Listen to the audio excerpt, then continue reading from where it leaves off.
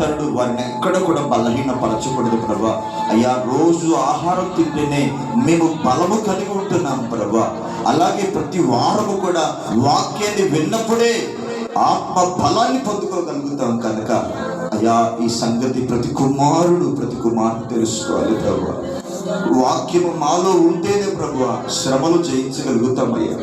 వాక్యము మాలో ఉంటేనే పాపాన్ని జయించగలుగుతాం ప్రభువా. వాక్యము మాలో ఉంటేనే ప్రభువా అయ్యా ప్రతి విధమైన వారందరి కొరకు ప్రభువా మేమందరమును కూడా హృదయపూర్వకంగా అయ్యా ఒక చిన్న ప్రార్థన చేస్తూ ఉన్నామయ్యా. ఒక చిన్న ప్రార్థన. కృపాసత్య సంపూర్ణమైన గొప్ప దేవుడా, సర్వాధికారమైన యేసుక్రీస్తు ప్రభు 6 దినములు మీరు కష్టపడండి, 7వ రోజున విశ్రాంతి తీసుకుని నా యొద్దకు రండి. విశ్రాంతి దినాన్ని నేను పరిశుద్ధపరిచాను. మీరు విశ్రాంతి దినములో కనుక ఆ యొక్క ఆదివారము ఆరాధించినటువంటి